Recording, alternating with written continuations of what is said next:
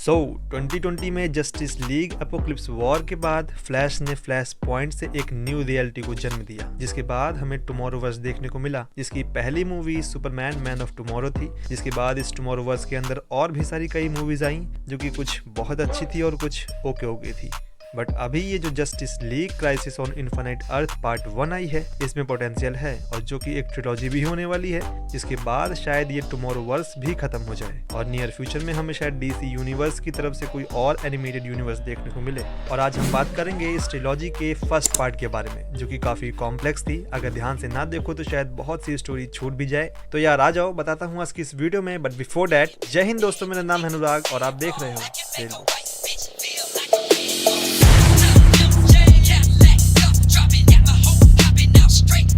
Movie के start में flash की वो लैब दिखाई जाती है जिसमें वो अपनी पावर्स को पाता है। यहाँ पर बैरी को एक आवाज सुनाई देती है और बाद में हमें पता चलता है कि बैरी कॉन्स्टेंटली टू अर्थ के बीच भाग रहा है, जिसमें फर्स्टली अर्थ 1 जहाँ पर वो आयरिस से मिलता है और लेक्स और अमेजो को रोकने के लिए जस्टिस लीग के फॉर्मेशन का आइडिया देता है, और सेकेंड अर्थ 3 जहाँ हमें Justice League crisis on two Earth वाले जस्टिस लीग के विलेनियस मेंबर्स देखने को मिलते हैं, जो कि अपने प्लेनेट पे एज अ हीरो प्ले करके थक चुके होते हैं और वो इस प्लेनेट पे एज अ रूलर रूल करते हैं, जिसमें evil Ultraman, Supergirl, Owlman, power ring and speedster होते हैं। मूवी में बीच बीच में हमें एक बूढ़ा बैगर भी दिखाया जाता है, जो कि बैरी को बताता है कि दैट वर्ल्ड इज एंडिंग और बैरी ही इसे बचा सकता है, जो कि मुझे लगता है कि जॉन कॉन्स्टेंटीन होगा, जो कि जजमेंट के थ्रू गुजर रहा होगा। जिसमें बाद में बताता भी है कि that he two is partially responsible for this event और वो इस चीज की सजा पा रहा है, जिसमें वो बैरी को अर्थ 3 के जस्टिस लीग से बचाता भी है।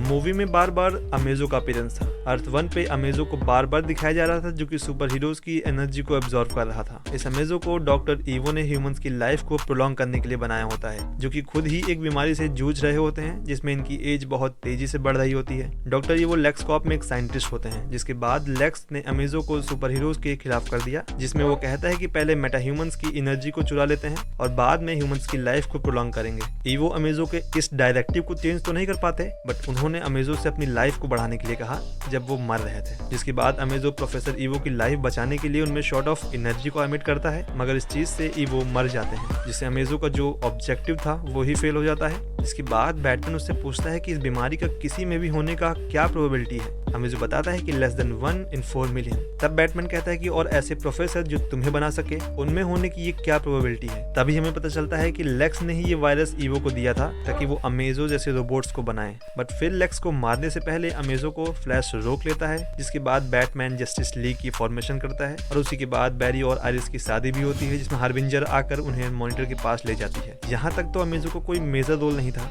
मगर आगे है मॉनिटर।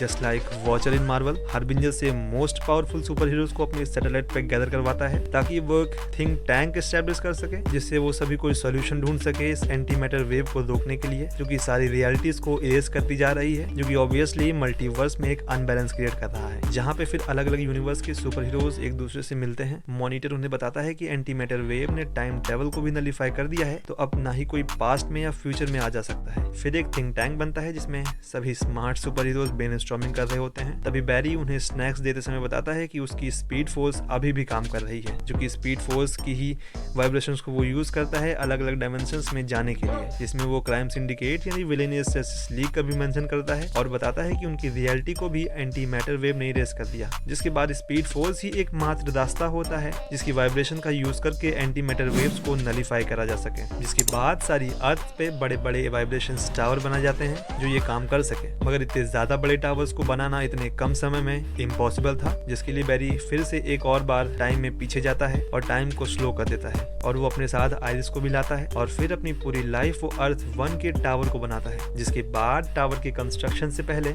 आयरिस की डेथ हो जाती है, मगर इसके बावजूद भी बैरी एज अ हीरो टावर के कंस्ट्रक्शन को पूरा करता है और लास्ट में अमेजो की पावर से उसे एक्टिवेट करता है और सारे अर्थ के टावर्स को सिंक्रोनाइज करता है। यहाँ पर अमेजो की एग्जिस्टेंस का रीजन भी सफल हो जाता है, but just before the work is completely done anti matter waves अचानक से एक्सेलरेट हो जाती हैं, जिसमें सिर्फ कुछ ही रियलिटीज बच जाती हैं, मगर बाकी सारी इरेज हो जाती हैं। अमेजो भी मर जाता है और बैरी भी बहुत हद तक मरने ही वाला होता है। तभी वहाँ पर स्पेक्टर की एंट्री होती है। पहले तो उन्हें लगता है कि ये एक नेचुरल फिनोमिनन है, but as we've accelerated we know that this isn't, कोई ना कोई तो उसे इंटेंशनली कंट्रोल कर रहा है, that needed to be stop at any cost. Spectre उसे बताता है कि ये सब जो हो रहा है इसमें थोड़ी भागीदारी बैरी की भी है और ये जजमेंट से गुजरे गुजरेगा, मगर वो ये भी कहता है कि तुमने इसके लिए बहुत बड़ी कीमत चुकाई है। फ्लैश उससे पूछता है कि हाउ, जिसमें स्पेक्टर बताता है कि this all started before the beginning. जिसके बाद भाई बैरी फ्लैश बनने के पहले वाले मोमेंट्स पे आता है, जो कि मूवी के स्टार्टिंग में दिखाया गया था, क्योंकि उसे लगता है कि स्पेक्टर उसकी फ्लैश की जर्नी की बिगिनिंग की बात कर रहा था। बट बाद में उसे रियलाइज होता है कि शायद Spectre beginning of time of humankind की बात कर रहा था, जिसमें वो टाइम में बिल्कुल पीछे चला जाता है और ब्रूस वेन को मैसेज देता है, जस्ट लाइक एजरा मिलर के फ्लैश ने जैक स्नाइडर वाली डीसी मूवीज में बेन एफ्लेक के बैटमैन को दिया था, जिसमें वो कहता है कि गो बिफोर द बिगिनिंग, जिसमें शायद वो पूरा मैसेज दे भी नहीं पाता, उसके पहले ही वो गायब हो जाता है। उसके बाद हम देखते हैं कि जब भी हार्बिंजर बैरी को लेने आई होती है, तब शायद बैरी वहां ना जाकर अपनी शादी एंजॉय करता है और बाकी सारी सुपर हीरोज भी वहीं पे होते हैं। मगर उधर मॉनिटर की सैटेलाइट पर सभी लोग इरेज होने लगते हैं, जिसमें ब्रेनी हमें बताता है कि something might have changed back there that changed history,